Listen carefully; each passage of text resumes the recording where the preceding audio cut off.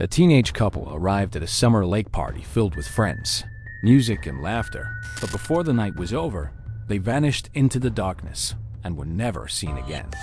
For 12 long months, their disappearance was nothing more than a haunting question mark. No witnesses, no trace, no answers. Then, during a routine dive, search teams surfaced with a waterlogged backpack. Inside was a camera, and on that camera was footage that would unravel everything the town thought it knew about that night. Because what the video captured was more than just two missing teenagers. It was evidence of something far darker, hidden beneath the surface of the lake.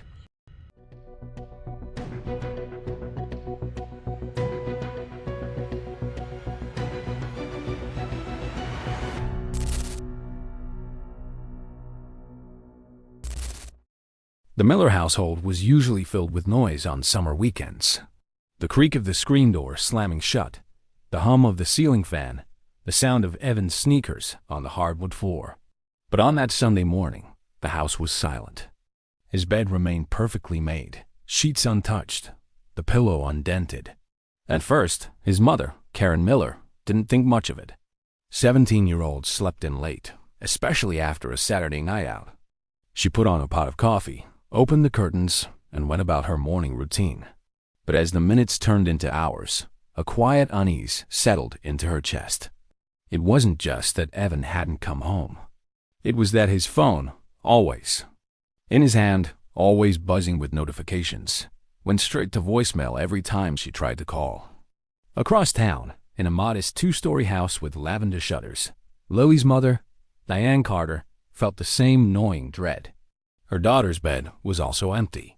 No text messages, no sound of her footsteps on the stairs. Diane told herself it was nothing unusual. Maybe Lily had stayed over at a friend's house. Maybe she was riding with Evan to grab breakfast. But by mid-morning, when she started calling Evan's phone and heard the same dead silence Karen had, that uneasy feeling hardened into panic. By early afternoon, both families were on the phone with each other. The conversation was rushed, clipped, each mother speaking over the other. Evan and Lily had gone to the same lake party the night before. That much was clear. Their friends had confirmed it. They were seen laughing by the bonfire, holding hands near the water. But no one could say when exactly they left. No one remembered watching them walk back toward the parking lot. And no one had seen them get into Evan's blue sedan. The last confirmed sighting was vague. Someone thought they'd seen the couple down by the old dock, sitting close together, feet dangling just above the black surface of the lake. But that was hours before the party wound down. By late afternoon, the families couldn't wait any longer. Karen Miller and Diane Carter drove separately, but arrived almost at the same time at the gravel lot by Lake Waverly. It was a familiar place. Parents had been driving here for years to pick up their teenagers after parties, bonfires, or late swims. But this time felt different. Evan's blue sedan was still parked neatly in its spot. The car was locked, windows rolled up, nothing disturbed inside. A phone charger sat coiled in the console, an empty water bottle in the cup-holder. It looked like a car that had been left temporarily, waiting for its driver to return. But there was no sign of Evan or Lily. No blankets spread out in the grass. No shoes or bags near the shore. The remnants of the party were still scattered across the sand. A half-burned bonfire pit filled with gray ash. A few beer cans rolling in the breeze. Towels forgotten on the dock, damp with dew. But the atmosphere was eerily still. The laughter and music of the night, before now replaced by the quiet lapping of the lake against the wooden posts. Karen walked the length of the dock, calling her son's name into the fading afternoon air. Diane combed the shoreline, checking behind every cluster of reeds, her voice breaking as she shouted for Lily. But the only sound that returned was the echo of their own desperation. By 6 p.m., the families could no longer convince themselves this was a misunderstanding. They drove together to the county sheriff's office, their panic plain in their faces. Deputies took down the details quickly. 2 teenagers, last seen at a lake party, phones going straight to voicemail, cars still in the lot. Within the hour, patrol cars were dispatched back to Lake Waverly. As officers questioned the other, Teenagers who had been there the night before. The accounts were inconsistent. Some insisted Evan and Lily had left the party around midnight, walking hand in hand down the path toward the docks. Others swore they saw them later, still sitting by the fire. One friend said she heard Lily laughing on the edge of the water, just before 1 o'clock, but when pressed, admitted she wasn't sure if it was really Lily or another girl. The contradictions left investigators with little to go on. It was as if, sometime between midnight and dawn, Evan and Lily had simply vanished. As night fell over the town, officers set up temporary floodlights around the dock and began combing the area. Dogs were brought in, handlers guiding them carefully across the shoreline and into the woods. Boats launched into the water, their spotlights cutting through the inky surface of the lake. Parents and neighbors stood in small clusters there, silhouettes etched against the flashing red and blue lights of parked cruisers, whispering fears they could barely put into words. For Karen Miller and Diane Carter, the reality of their children's disappearance began to sink in. They had hoped for a simple explanation: a flat tire, a phone battery dead, maybe even reckless teenagers hiding out to avoid trouble. But now, staring at Evan's abandoned car and the silent shoreline, those explanations seemed painfully naive. Something had happened. Something no one at the lake that night had seen, or something they refused to admit they had. By midnight, the first missing persons bulletins were released. The photos of Evan and Lily were ones their mothers had chosen in haste. Evan with his broad smile at a basketball game, Lily with her hair tucked under a knit cap in the middle of winter. Within hours, the images would be shared dozens of times. On social media, their faces spread across the town. But in that first night of searching, there were no leads, no breakthroughs, no trace of where they had gone. Only questions. And as the search widened, one chilling fact became clear. This wasn't just a case of two teenagers sneaking off from a party. Something darker had unfolded at Lake Waverly. Something the water itself seemed determined to keep hidden.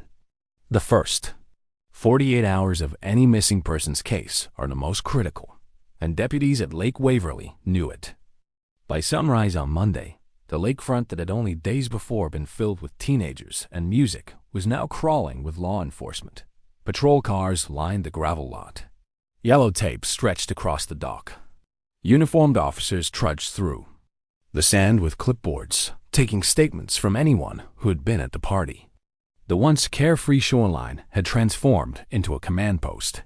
Folding tables were set up near the water. Maps of the lake and surrounding woods were spread out, weighted down with coffee mugs and flashlights. Search coordinators spoke in clipped tones, dividing volunteers into sectors, their voices carrying over the sound of idling boats. Evan and Lily's car remained in the lot, untouched, as if waiting for them to return. Every time Karen Miller walked past it, she felt her chest tighten. She kept staring through the window at the coiled phone charger, at the pair of sunglasses, folded neatly in the Q folder, at the scuffed basketball shoes in the back seat. They were ordinary things, but their ordinariness made them unbearable. It was proof that Evan had intended to come back, proof that something had intervened. The first sweep of the lake began that morning. Rescue boats circled slowly across the dark water, their engines humming softly. Divers in thick wetsuits prepared at the dock, oxygen tanks hissing as they strapped on their gear. The crowd of parents and neighbors watched from the shoreline, every ripple on the lake's surface making them hold their breath. But hour after hour, nothing surfaced. No discarded clothing, no floating debris, no trace of the teenagers at all. On land, K-9 units were deployed. German shepherds strained against their leashes, handlers guiding them along the dirt trails that wound through the woods. At first, one of the dogs seemed to catch something near the dock, circling, barking, pulling toward the reeds, but the scent vanished as quickly as it appeared. The handlers explained what the parents already feared. If Evan and Lily had gone into the water, the dogs would never be able to track them. Detectives began re-interviewing partygoers. The teenagers were cooperative at first, but as the hours dragged on, the cracks began to show. Their stories contradicted each other. One swore Evan and Lily had left together around midnight, heading toward the lot. Another insisted they saw them by the fire after 1 a.m., still laughing with friends. A third thought they'd seen Lily on the dock, but when pressed admitted it might have been someone else. The inconsistencies weren't unusual. Investigators knew memories from a chaotic party, often blurred. But for the families, it was excruciating. Every version of events seemed to end the same way. Evan and Lily disappearing into the background, until no one could say where they had gone. By Tuesday, state police joined the effort.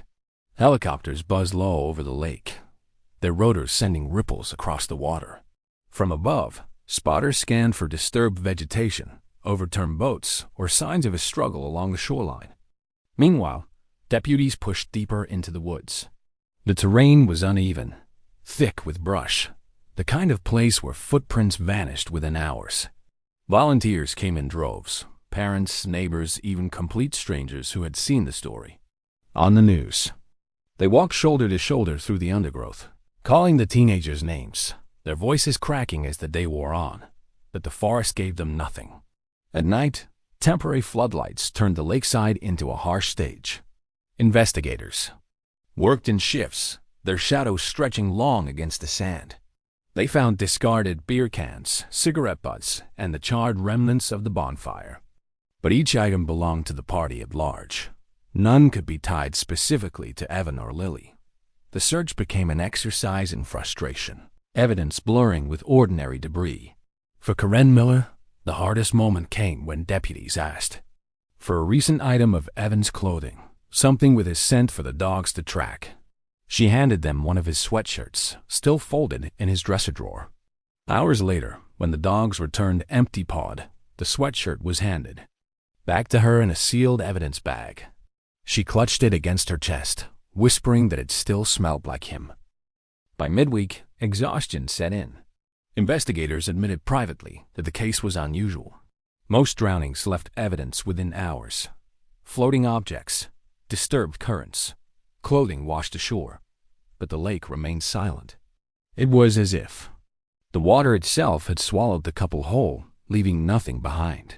Sheriff Alan Brooks stood before the cameras on Wednesday night, his uniform dusty from days of search. His words were careful but grim. "We are treating this as an active missing persons case. At this time, we cannot confirm whether foul play is involved. We are expanding our search radius and pursuing all possible leads." But behind closed doors, officers admitted what families already feared. The longer the silence stretched, the less likely it became that Evan and Lily would walk back through their doors alive. Still, hope lingered. On Thursday morning, a candlelight vigil was held at the lake. Dozens of people gathered at the shoreline, holding candles that flickered in the breeze. Evan's younger sister placed a folded note on the dock. "Come home, please," while Lily's best friend clutched a framed photo to her chest. The vigil was meant to bring comfort, but for the parents, it only deepened the torment. Standing at the very spot their children were last seen, the families realized how little they truly knew. There was no clear trail, no solid evidence, no final witness. Just a vast body of water and the crushing weight of absence. And as the first week closed with no answers, investigators faced the question that would haunt them for months to come. Had Evan and Lily drowned in Lake Waverly that night, their bodies hidden in the depths? Or had something, or someone, taken them away from the shoreline forever? By the end of the first week, Lake Waverly no longer felt like a place of summer freedom. The lakefront was quiet now, emptied of teenagers and stripped of its familiar laughter. In its place came reporters, cameras, and curious neighbors leaning against fences, whispering theories that spread faster than the official updates. The disappearance of Evan Miller and Lily Carter became the town's only conversation. At diners, waitresses leaned over counter stools to trade rumors with customers. At the gas station, strangers debated loudly about whether the couple had drowned or run away together. Online posts multiplied, grainy photos of the lake at night, blurry images that someone swore showed a shadow in the tree line, threads filled with speculation that grew darker by the hour. What none of them admitted was the truth. No one knew. The families, already exhausted by sleepless nights and endless searches, found themselves caught in a storm of judgment. Karen Miller stood in the grocery store one afternoon, a basket of food clutched to her chest, when she overheard two women in the next aisle. "That boy," one of them muttered, "always dragging Lily around. Probably pressured her into sneaking off. Probably his fault." Karen froze, her fingers tightening around the handle. She wanted to scream that Evan was a good boy, protective of Lily, not reckless. But her throat locked shut. For Diane Carter, the pain cut in a different direction. She began to resent the way some neighbors looked at her daughter's photo on the missing person posters. The smile, the soft curls of hair around her face, and assumed she'd been naive, easily led. In interviews, Diane's words grew sharper. She suggested that Evan, older and more headstrong, might have convinced Lily to leave the party. She didn't mean to accuse, not at first. But grief and anger often blurred, and her words landed like stones between the families. The tension grew more public as local news stations picked up the story. Cameras filmed candlelight vigils by the dock, parents speaking into microphones, voices breaking under the weight of what they couldn't say. Every word was scrutinized, replayed, dissected by viewers who were desperate for answers. When Diane suggested in one interview that Lily might never have left the dock if not for Evan's influence, Karen sat at home watching, trembling with rage. The fragile alliance between the families, once bound by shared fear, began to fracture into quiet blame. Meanwhile, online speculation took on a life of its own. On community forums, anonymous users claimed to have seen the couple walking down the highway hours after the party. Others said they heard arguing near the woods. One post claimed Evan had been experimenting with pills, dragging Lily with him. Another claimed Lily had confided in a friend about wanting to leave town. None of it could be verified. But each rumor added another layer of confusion, another theory for people to whisper about while the lake itself remained silent. Investigators tried to tamp down the noise, urging the public to rely on official updates. But they couldn't control the tide of gossip. Every press conference ended the same way, with more questions than answers. And in that void, speculation grew unchecked. The pain of not knowing pressed hardest at night. Karen Miller admitted later that she often sat at Evan's desk, scrolling through his social media, looking for clues in old posts, a photo of him, and Lily smiling in front of a bonfire just weeks before the disappearance. A half-written caption in his drafts folder. She clung to these fragments, searching for hidden meaning. Diane Carter did the same, poring over Lily's notebooks, convinced she might find a clue in her handwriting, a scribbled plan or a name.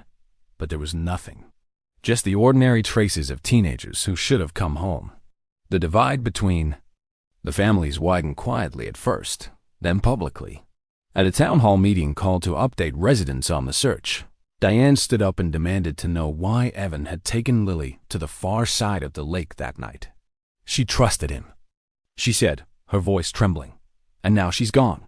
Across the room, Karen rose to her feet, her face pale with fury. "Don't you dare blame my son," she shot back.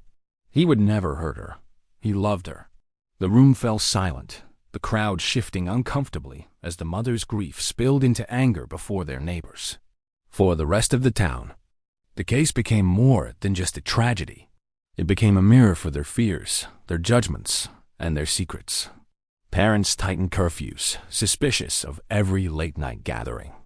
Teenagers posted tributes online, then whispered theories in hallways.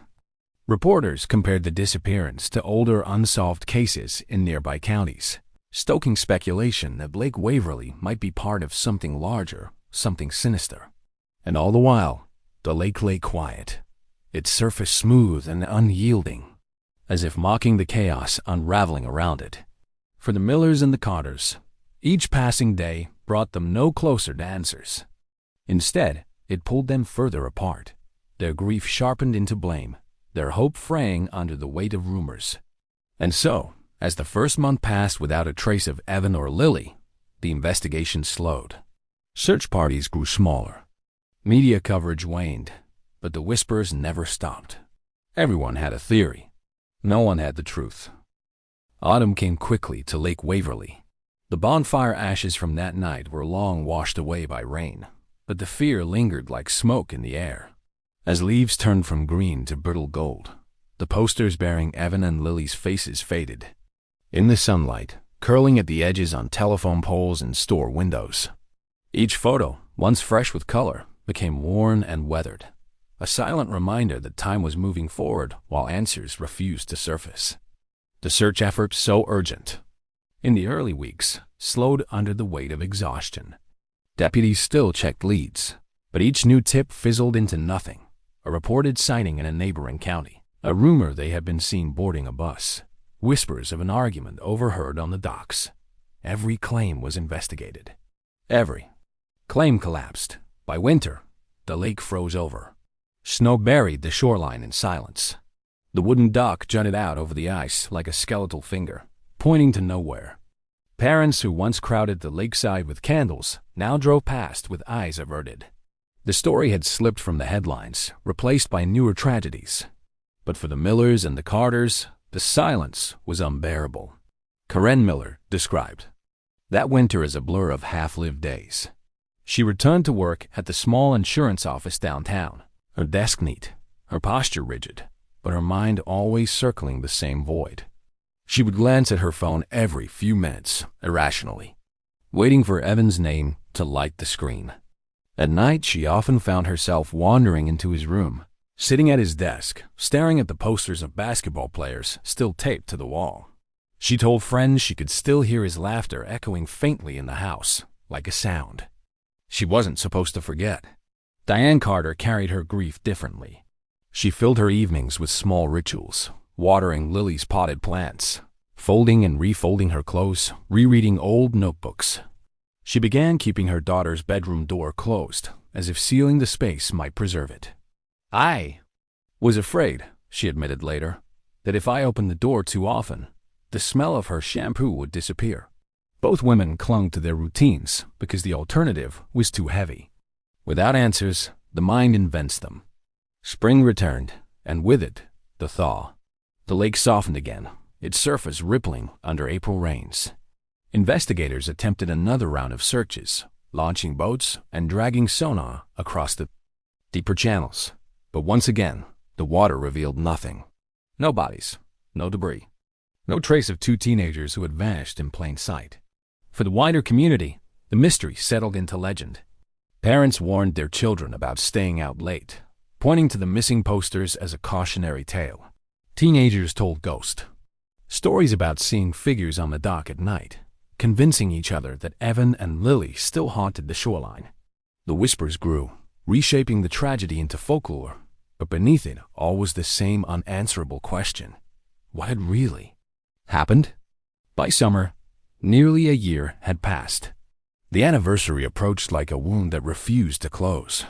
Local news stations returned briefly to film updates, cameras once again panning across the still water.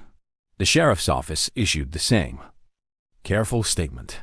The case remained open. All leads were being pursued, but at this time, no new evidence had surfaced.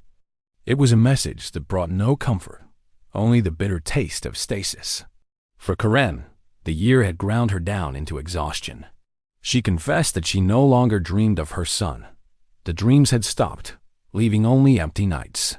For Diane, hope had hardened into obsession. She carried Lily's photograph in her purse everywhere, showing it to strangers, asking if they had seen her.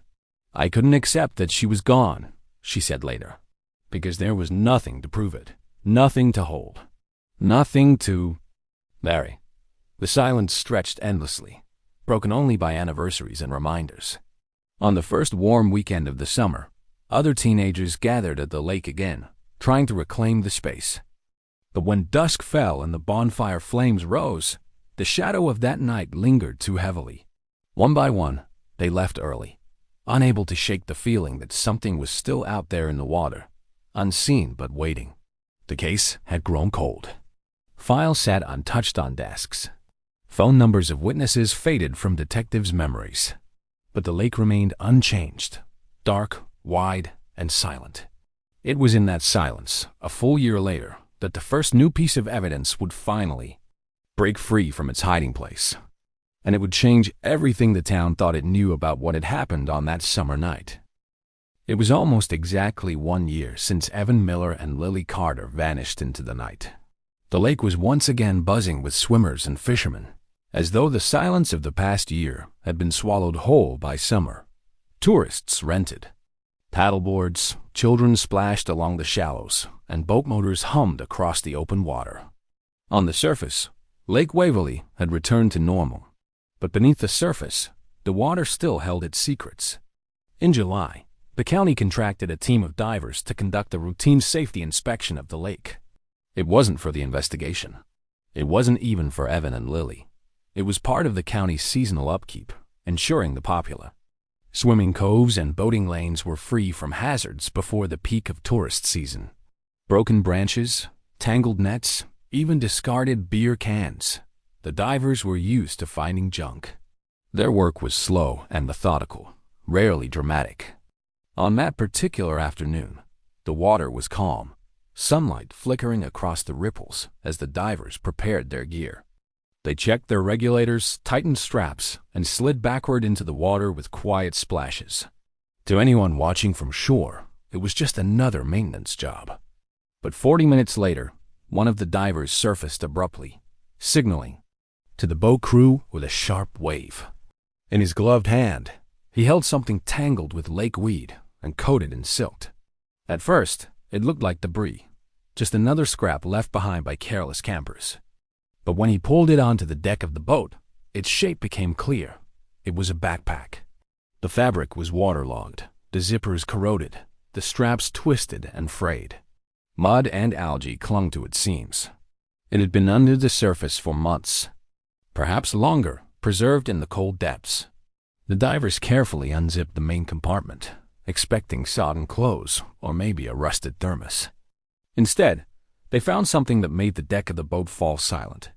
Inside, wrapped in the tattered lining of the bag, was a small camera. When the sheriff's office received the call, they arrived within the hour. Deputies watched as the divers laid out the items on a tarp, the backpack, now dripping lake water, a few personal belongings inside, Evan's student ID, a bracelet that Diane instantly recognized as Lily's, still intact despite a year underwater. And the camera. It was a compact digital model, the kind teenagers carried to parties before smartphones replaced them completely. Its casing was scratched, the screen cracked, but the memory card slot was still intact. For investigators who had spent 12 months chasing shadows, the discovery was electrifying. It was the first physical evidence tied directly to Evan and Lily since the night they vanished. The bag was rushed to the forensic lab, where technicians worked carefully to dry and preserve each item. Mud was brushed away, fabrics laid out. Under heat lamps, the camera opened delicately as though it might shatter under the wrong touch. For days, the families heard nothing. They sat at their kitchen tables, staring at silent phones, waiting for the sheriff to call. When the news finally came, it was short, almost clinical. The memory card from the camera had been recovered, and it contained footage from the night of the lake party. For Karen Miller, the call was both salvation and torment. She pressed the phone to her ear as the sheriff explained that the videos were being processed, that it would take time to stabilize the corrupted files. Karen heard the words, but her mind clung to only one thought. Her son's face was still out there, frozen in time on that card. For Diane Carter, it was unbearable hope. She imagined Lily laughing into the camera, waving, maybe singing along to the music of the party. But beneath the hope was terror, because if the camera had surfaced in a backpack at the bottom of the lake, then why hadn't her daughter? The discovery spread through town like wildfire. News crews returned, staking out along the shoreline, their microphones pointed at the water as if expecting more secrets to rise from its depths. Rumors reignited that the camera held proof of foul play, that it showed a fight on the dock, that it caught something in the woods that night no one was supposed to see. But the truth would not be revealed all at once. The footage, investigators explained, had to be handled carefully, frame by frame, restored from the water-damaged card. Each clip was a fragment, each second another piece of a puzzle. And when those fragments were finally played, they would unravel everything the town thought it knew about that night. The sheriff's office did not rush the announcement. For weeks, the camera sat in a controlled forensic lab, its memory card undergoing careful recovery. Each file was fragile, corrupted by a year underwater, the digital equivalent of a soaked diary with ink bleeding across the pages. Technicians worked in silence, drying, extracting, reconstructing second after second. Hours of labor went into retrieving mere fragments, half a clip here, a distorted audio track there. But slowly, painstakingly, the past began to reassemble itself. When the first intact videos were finally ready, investigators gathered in a darkened room, the projector humming. On the screen appeared the smiling faces of Evan and Lily, illuminated by the flicker of a bonfire. The relief in the room was palpable. After a year of still photographs on posters and news broadcasts, here they were again, alive, laughing, moving. It was the first time since their disappearance that anyone had seen them in motion. The early clips were mundane, almost joyful. Teenagers waving at the lens, holding up red plastic cups, shouting over music. Fireworks crackled faintly in the distance. Someone teased Evan for hogging the camera, and Lily laughed, tugging it playfully from his hands to record herself. Her smile filled the frame, wide and carefree, her voice singing off-key with her friends. For their families, watching was agony. Karen Miller pressed her fist to her mouth, whispering, "That's him," as Evan flashed a grin. Diane Carter cried silently as Lily turned the camera toward the water, her laughter echoing faintly through the speakers. For a moment, it was like the nightmare had ended. For a moment, they were simply teenagers again. But as the clips continued, the mood shifted. The next fragments showed Evan and Lily apart from the crowd.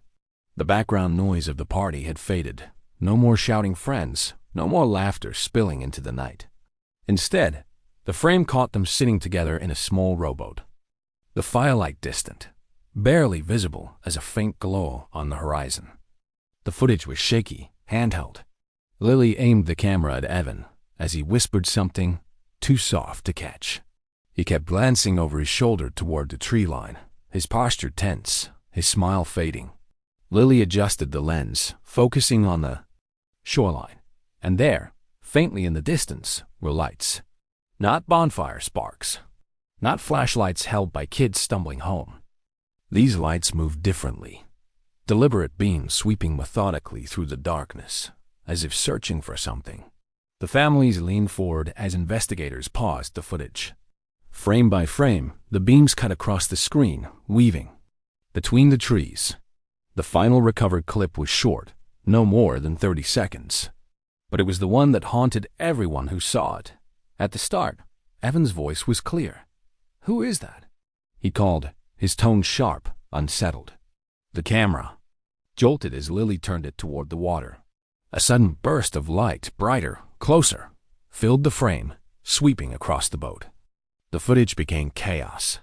The lens tilted wildly, capturing splashes, a blur of Evan's arm, Lily gasping. There was a muffled shout, indistinct but urgent. Then, abruptly, the camera plunged beneath the surface, bubbles rushing across the screen, muffled gurgles mixing with the hiss of water. The image went black, and that was it. The room where investigators watched remained silent for a long time. No one spoke. No one breathed.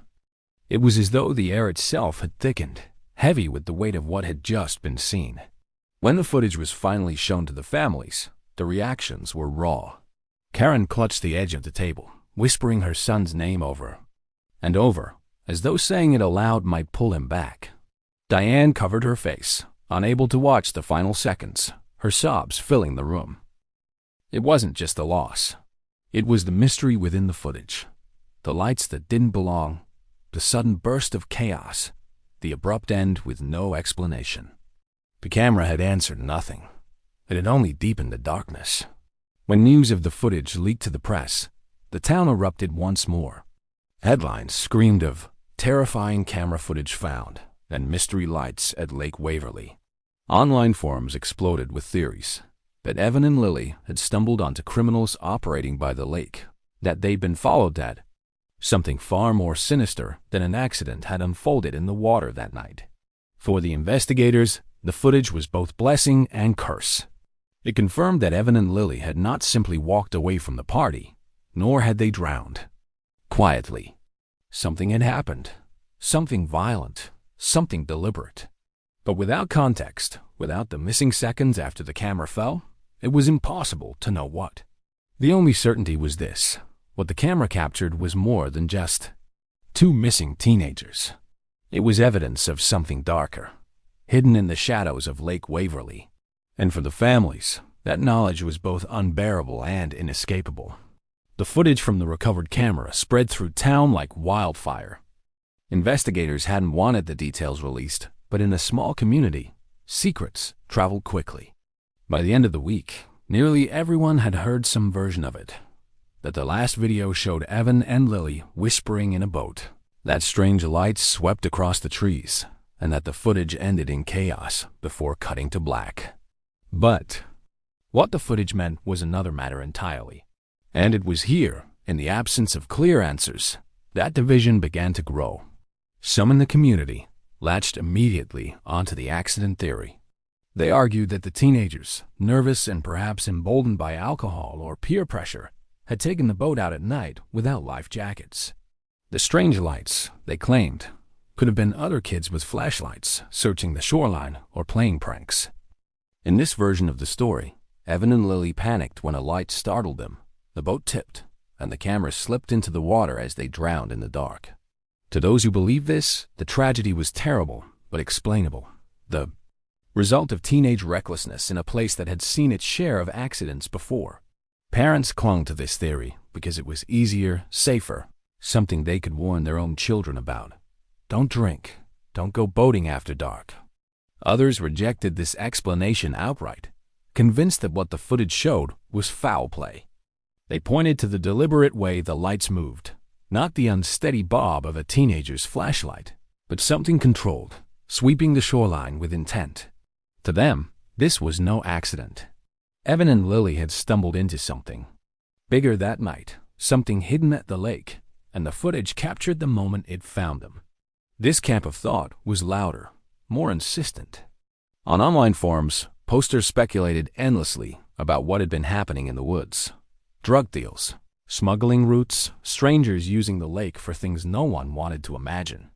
Some suggested the teenagers had been followed from the party, targeted because they were alone and vulnerable in the rowboat. The families themselves were split. Karen Miller held firmly to the idea that her son had been protecting Lily, that the footage showed him noticing danger first, trying to shield her. He wasn't reckless, she told reporters in a trembling voice. He wasn't careless. He saw something that shouldn't have been there, and that's why they're gone. But Diane Carter struggled to believe that version. In her grief, she began to resent Evan's decisions, taking Lily out in the boat, putting her in harm's way. She suggested that maybe Evan had panicked, maybe his choices had made things worse. When pressed by reporters, she stopped just short of blaming him directly, but the implication hung heavy between the two families. At one point during a community meeting, Diane said bitterly, Lily trusted him to keep her safe. And look where that trust ended. Across the room, Karen stood abruptly, her voice breaking as she shouted back, "Don't you dare blame him!" He would never have let anything happen to her if he could stop it. The room went silent. Neighbors shifted uncomfortably in their chairs. The fragile bond between the two grieving mothers had snapped in public, and no one knew how to mend it. Investigators tried to hold the middle ground, but they too felt the weight of the divide. Officially, they couldn't rule out either theory. The lake was notorious for accidents, but the footage raised questions they couldn't dismiss. What were those lights? Why did Evans sound so alarmed? Why did the chaos seem so abrupt, so violent? The sheriff admitted in a press briefing that the video suggests circumstances beyond a typical accident, but stopped short of saying more. The statement did little to calm the storm. The divide seeped into every corner of the community. At church services, prayers for Evan and Lily ended in whispered debates at the doors. In classrooms, teenagers argued over whether their friends had been victims of their own choices or something far darker. Even at grocery store checkouts, the case hovered over every small conversation. each person convinced their theory was the right one.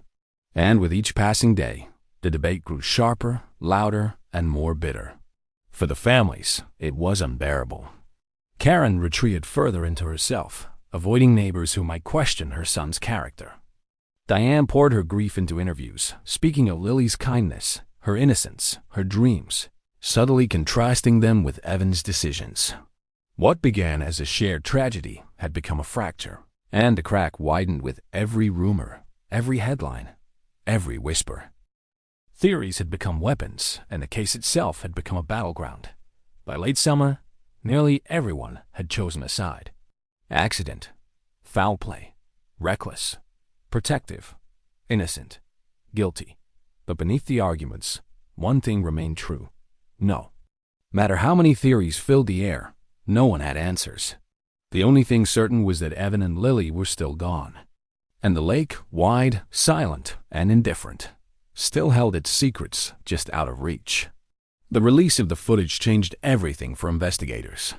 Until then, the disappearance of Evan and Lily had been viewed through two lenses: accident or personal choice.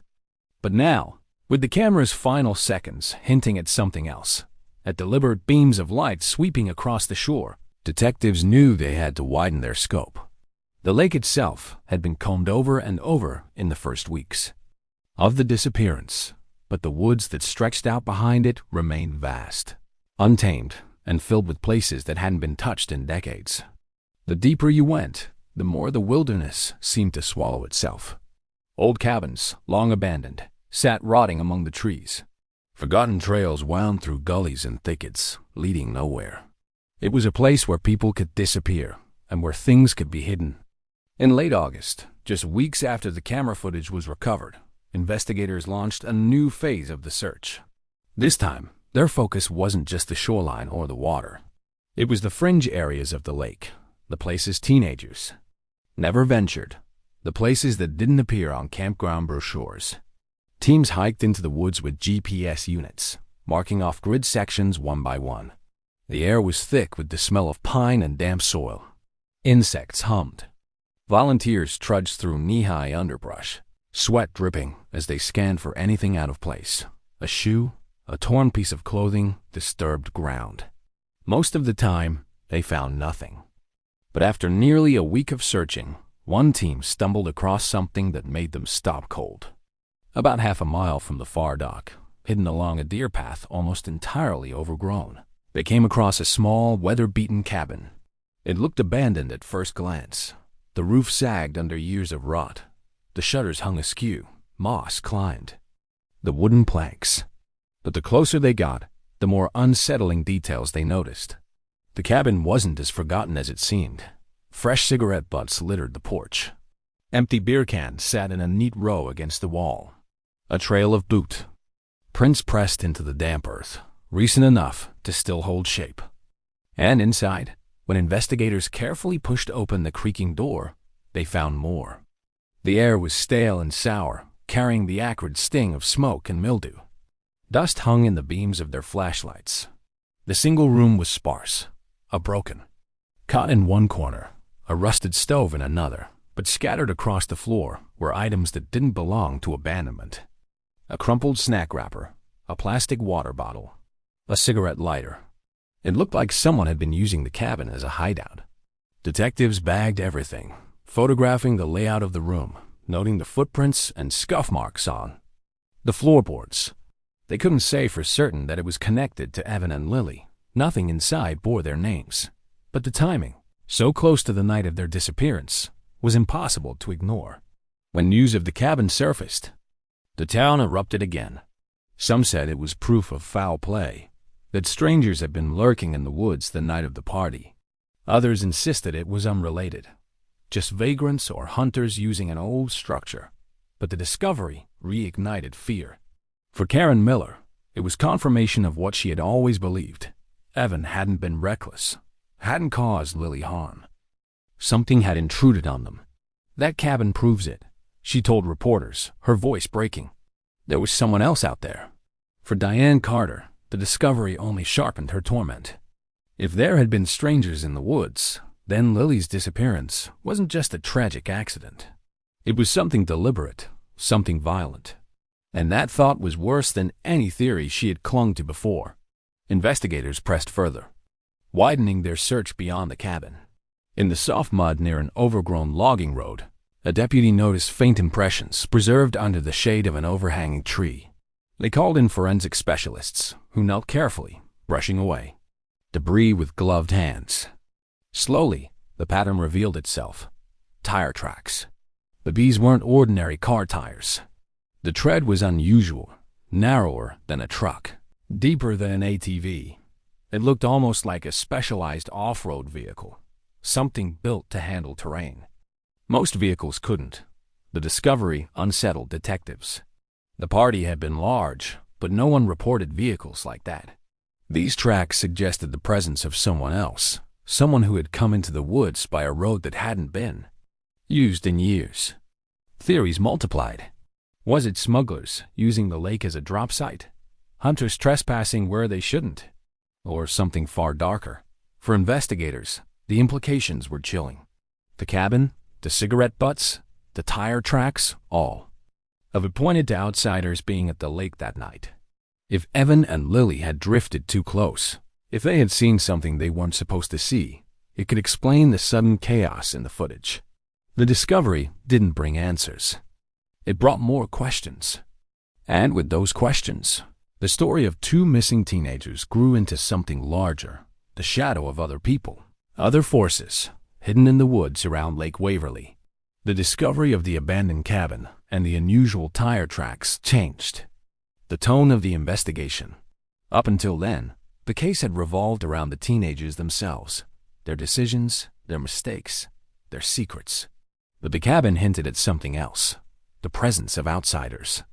People who had no ties to Evan or Lily, but whose activities overlapped fatally with theirs that night. It was the tire tracks that unsettled detectives most. The narrow, deep tread pattern didn't match any civilian vehicles they expected to see near the lake. It wasn't Evan's sedan. It wasn't the ATVs locals sometimes used to ride the trails. It wasn't the standard pickup trucks hunters drove into the woods. It was something else, something specialized. When investigators circulated photographs of the tread to law enforcement contacts, the responses were cautious. One Border Patrol officer said it looked similar to the modifications used on vehicles designed for backcountry runs, off-road cargo, haulers used by smugglers to slip through terrain too rugged for police SUVs. That comment cracked the case wide open in a new direction. Whispers began to surface, whispers that Lake Waverly had long been more than just a summer retreat. The lake was remote, bordered on one side by state forest, on the other by sparsely patrolled roads. In the quiet of night, with no one watching, it wasn't hard to imagine boats slipping across the water, headlights off, cargo hidden under tarps. Locals began to talk, reluctantly at first, then more freely as the questions mounted. Some said they'd seen strange boats out on the water after midnight, not fishermen, not teenagers, but men working in silence, hauling crates to the shore.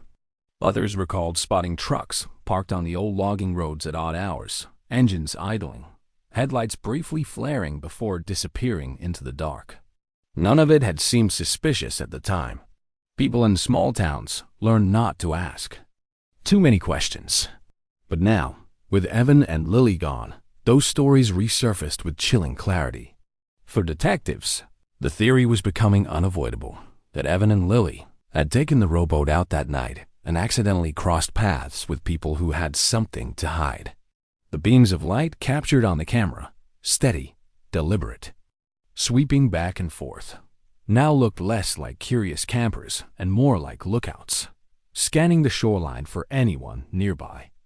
And if two teenagers had been caught filming what they weren't supposed to see, the outcome might have been swift and merciless. The families reacted in very different ways.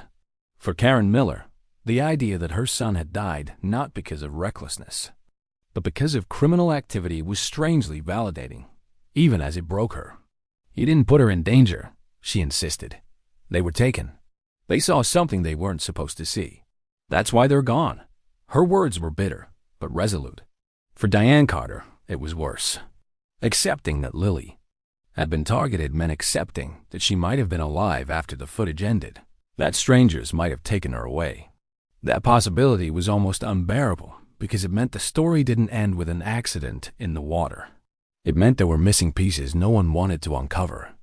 The sheriff's office contacted federal agencies for assistance. If smuggling operations were indeed using the lake, it could explain the tire tracks, the cabin, the secrecy. Agents reviewed patterns of illegal movement in the region. They confirmed what locals had whispered for years, that the dense woods surrounding Lake Waverly had occasionally been used to move contraband across state lines. Drugs, weapons, even human trafficking networks had exploited rural waterways before. The parallels were chilling. Meanwhile, the community fractured even further. Those who believed in the smuggling theory felt vindicated. This isn't about teenagers sneaking off, one man told a reporter at the town diner. This is about criminals using our backyard, and those kids paid the price for being in the wrong place. But others resisted, fearful of what it meant for their town. Admitting that organized crime had touched Lake Waverly meant accepting that their safe, quiet community had been infiltrated by something much darker, and some weren't ready to face that. Online, the theories took on a life of their own. On forums, users mapped out possible smuggling routes, circling the lake with red arrows, overlaying satellite images with speculation about hidden docks. Some claimed the beams of light in the footage were from a boat used for illegal drop-offs. Others insisted they belonged to men guarding a delivery, armed and ready to remove witnesses. The speculation was feverish, but one thread ran through all of it. Evan and Lily had been in the wrong place at the wrong time. Detectives returned to the cabin, combing through every inch again, hoping to find evidence that tied it directly to criminal operations. They lifted fingerprints from beer cans, sent them off for analysis. They tested soil samples near the tracks for oil residue, as though the very earth might confess what had driven across it. But the results were inconclusive. No fingerprints matched known offenders. No DNA led to names. The silence of the evidence matched the silence of the lake. For Karen and Diane, the shift in the case offered no comfort. The possibility of organized crime meant their children's disappearance was no longer a tragedy contained within their small town. It was part of something bigger, colder, harder to fight. And it meant closure might never come. By fall, the smuggling theory dominated the case. Investigators admitted publicly that they were exploring the potential involvement of organized operations around the lake. It was the most careful, bureaucratic way of saying what everyone already feared. This wasn't just a disappearance anymore. It was a collision. Two ordinary teenagers crossing paths with people who lived in the shadows, people who left no trace behind. By the end of summer, investigators had exhausted most of their leads. The cabin had been combed. The tire tracks documented. Federal agencies had been consulted. The reports folded neatly into thick case files. But what haunted everyone most wasn't the cabin or the theories of smugglers. It was the silence of the lake. From the moment Evan and Lily disappeared, the water had been the most obvious suspect. Divers had swept the shoreline dozens of times. Boats had dragged sonar equipment across its depths. But Lake Waverly was vast, with trenches and rocky outcroppings that made a complete search nearly impossible. Some areas were so deep and jagged that even trained divers could only reach them in short, dangerous windows. And yet, detectives knew that if there were answers left, the lake itself still held them. In late October, a specialized dive team was brought in once again. Unlike the earlier searchers, this crew carried advanced equipment. Underwater drones fitted with high resolution. Cameras, sonar systems capable of mapping the lakebed in sharp detail. The operation lasted days. The lake surface dotted with boats, cables running from deck to water like lifelines disappearing into the dark. The drones drifted silently through the depths, their lights cutting through the black water like miniature suns. Onshore, investigators watched monitors closely, their eyes scanning every shadow, every flicker, every unnatural shape among the rocks. For most of the search, the screens revealed only emptiness, collapsed branches, discarded fishing nets, smooth stones coated in algae. Then, on the third afternoon, the drone camera panned across something that made the entire room fall silent. At first, it looked like fabric, dark, swaying gently in the current, caught between two jagged rocks. The operator adjusted the angle, the light cutting closer. Slowly, the shape resolved. It was a body. The waterlogged remains had been pinned deep beneath the surface, wedged into a narrow ravine of stone that had hidden it from divers before. The current had preserved it in place, unreachable, unseen, until now. The divers descended in silence, their movements careful, reverent. Hours later, as the sun dipped low across the water, they surfaced with the remains secured. Deputies on the dock looked away, their faces pale. The families, notified in advance, waited inside the sheriff's office rather than at the lake. The body was transported quickly, quietly, under a tarp. Forensic confirmation came within days. Dental records and personal effects made it official. The body was Evan Miller. The announcement broke what was left of Karen Miller's fragile hope. She had clung for a year to the possibility, however faint, that her son might still be alive. Somewhere.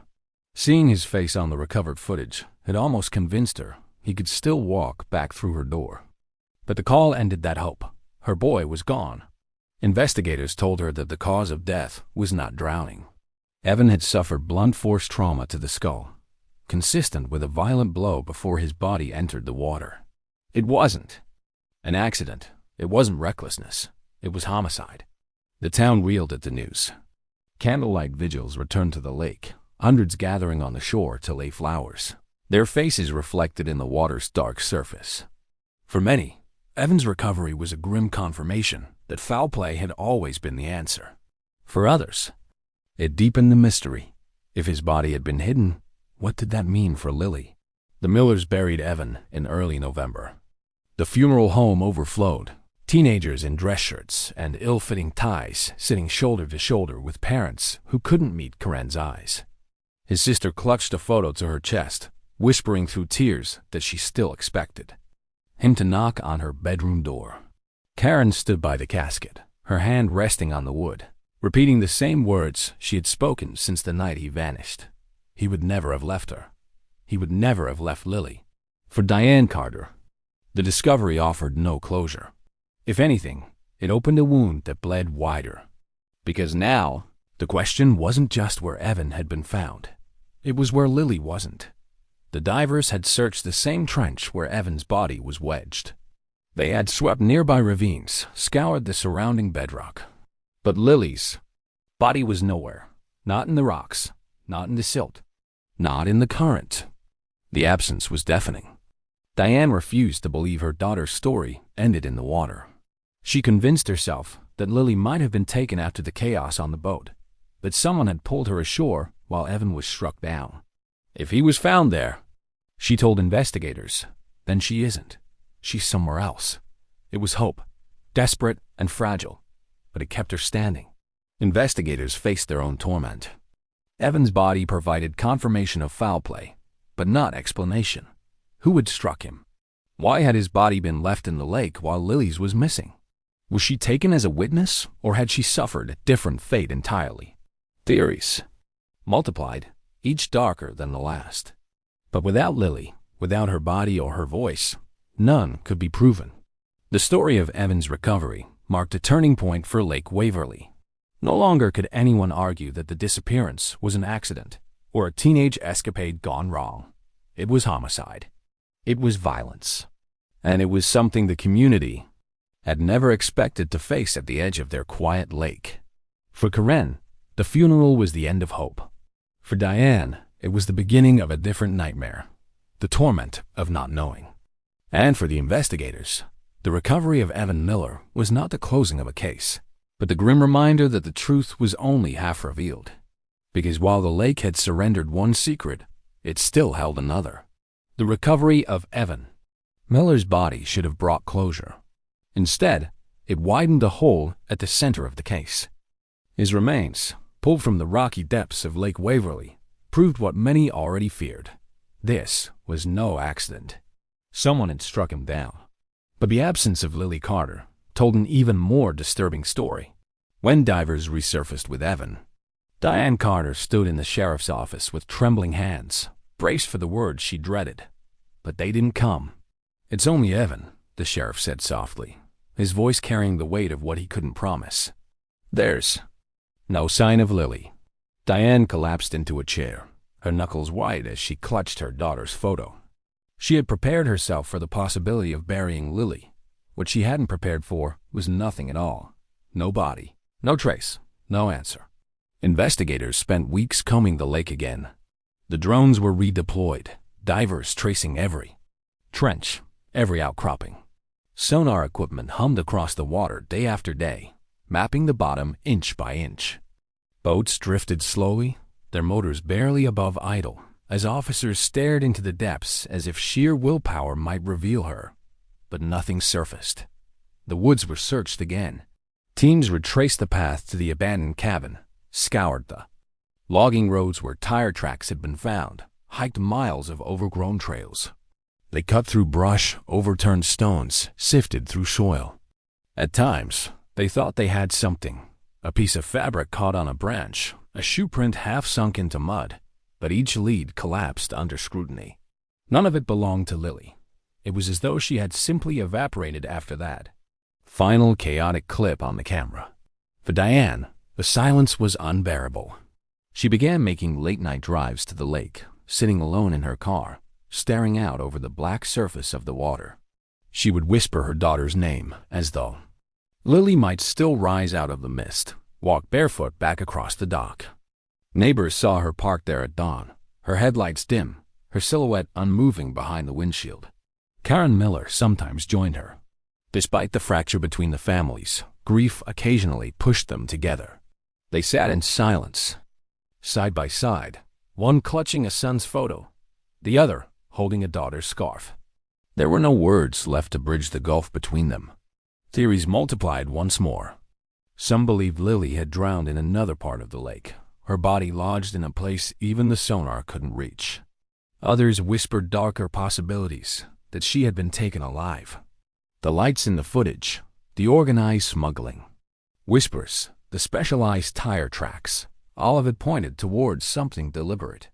The possibility that Lily had been abducted became the most haunting theory of all.